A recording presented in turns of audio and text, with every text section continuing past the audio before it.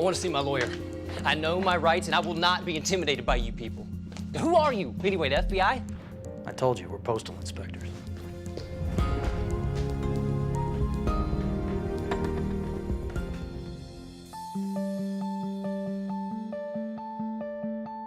By dramatizing these stories and showing the victim side and then showing the folks that come in and help make it right, we're on the path to educating the American public. Cross-reference everything. It couldn't just be a cop show.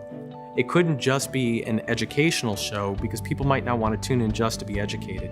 And there had to be something more, and we came up with these rich characters, real people who are struggling with a lot of the same issues that we're dealing with in our own families.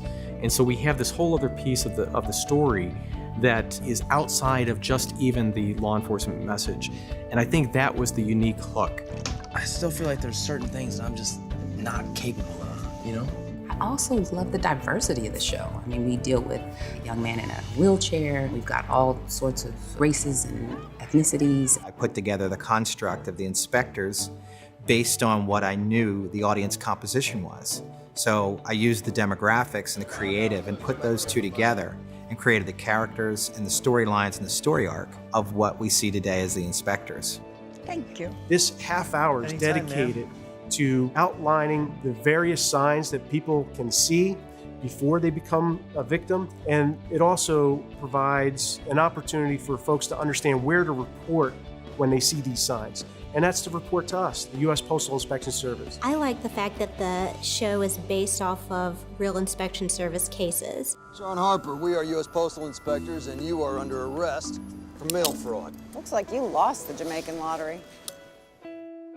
The preponderance of our audience, with over 1 million viewers watching every Saturday morning, are over the age of 18, and a good hunk of them over the age of 55.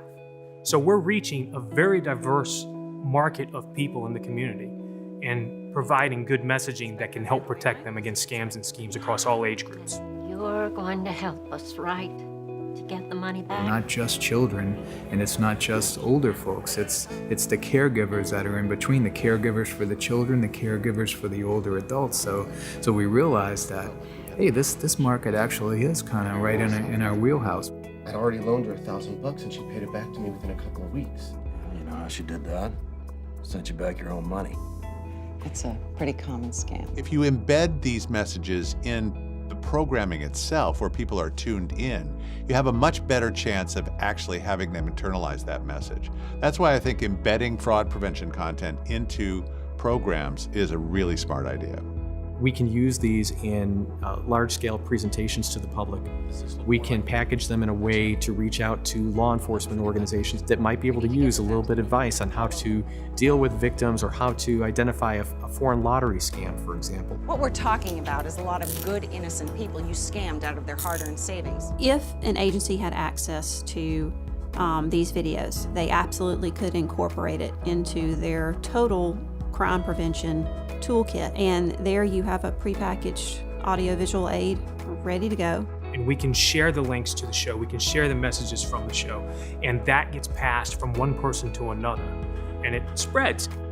As people receive the message, they can easily share via social media that prevention message, and they can protect the people that they care about. You don't realize how easy it is to be affected by one of these scams. You know, we've had crew members say, I just got called yesterday saying that I want to cruise, and I decided to report it because it was obviously a scam. So even just like tiny things like that you can get from this show, it changes lives.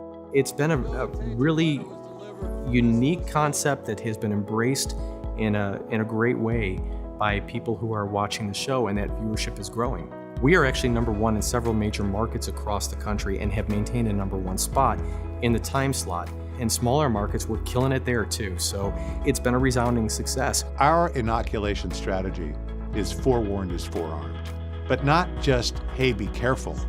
We warn people about the specific kinds of persuasion tactics that we know are used every day by con men, on the theory that if you can see that persuasive attempt coming from a distance, then you're better able to defend against it. Just want them to be able to relate to the offense or relate to the victim and maybe reach out for some help.